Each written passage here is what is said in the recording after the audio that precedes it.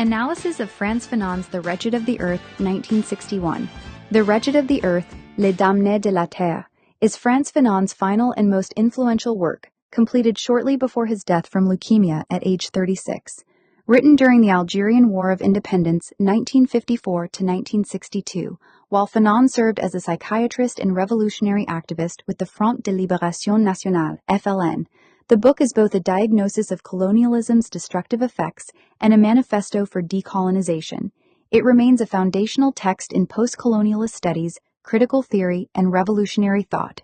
Structure and core thesis. The book is divided into 5 chapters plus a conclusion.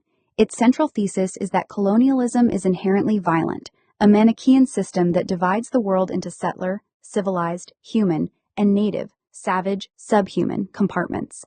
Decolonization cannot be a peaceful or negotiated transfer of power. It must be a violent, total rupture that destroys the colonial structure and creates a new humanity.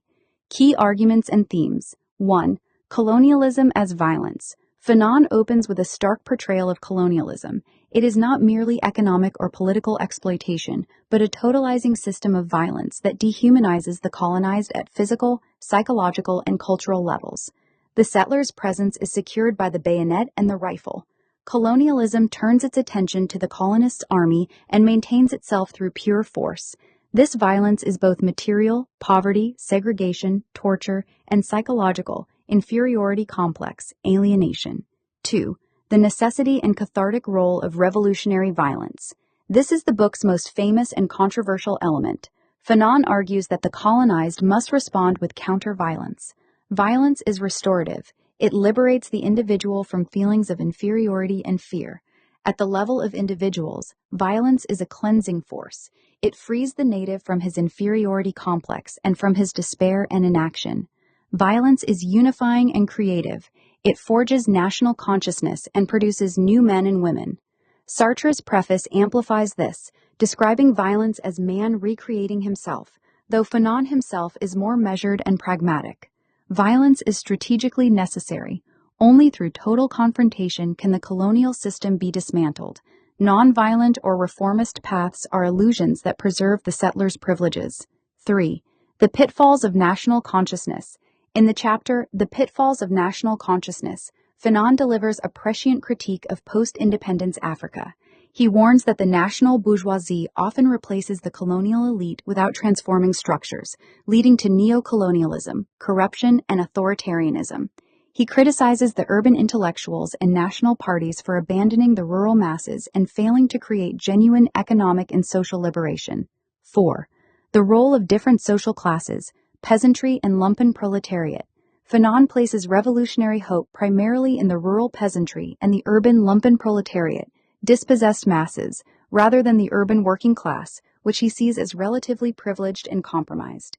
Intellectuals. They must commit class suicide, abandoning European models and reconnecting with the people to create an authentic national culture. 5. Mental health and the psychology of oppression. Drawing on his psychiatric experience, detailed further in the chapter Colonial War and Mental Disorders, Fanon analyzes how colonialism produces mental illness.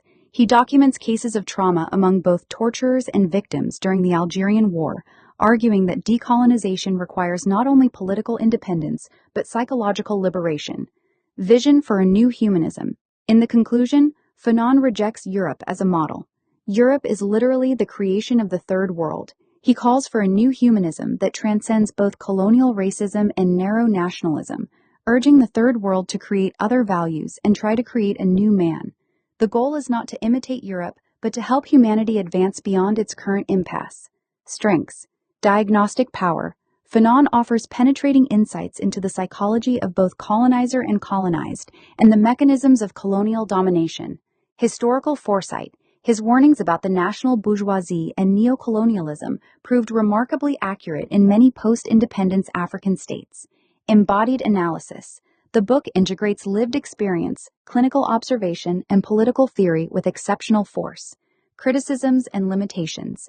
Romanticization of violence. Critics, including Hannah Arendt, argue Fanon overstates violence's cathartic and creative qualities and underestimates its tendency to produce new cycles of authoritarianism and trauma. Essentialism and Manichaeism. The stark settler-native binary, while rhetorically powerful, may oversimplify complex social realities and risks justifying indiscriminate violence. Gender blindness. The work largely overlooks women's specific roles and experiences in the liberation struggle. Economic underdevelopment. Some Marxists criticize Fanon for insufficient attention to class analysis and economic structures in favor of psychological and existential dimensions. Legacy and influence. The Wretched of the Earth profoundly shaped anti-colonial movements, Black Power, and Third Worldism in the 1960s-1970s. It remains essential reading in post-colonial theory, Edward Said, Homi Bhabha, Gayatri Spivak, decolonial studies, and debates on political violence. Its relevance persists in discussions of ongoing neocolonialism, asymmetric conflicts, and movements against systemic oppression. In the context of broader political philosophy, Fanon stands in sharp contrast to Arendt's insistence that violence destroys rather than creates power, and to Camus' advocacy for rebellion with limits. Sartre embraced Fanon's perspective most enthusiastically, while Camus rejected its implications. Conclusion.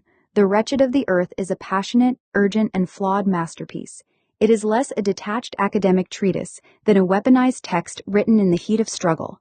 Its enduring power lies in its ability to make readers confront the brutality of colonialism and the profound human costs and possibilities of genuine decolonization. Fanon does not celebrate violence lightly. He presents it as a tragic historical necessity imposed by an even more violent system. Whether one accepts or rejects this logic, the book remains an indispensable analysis of power, race, psychology, and liberation in the modern world.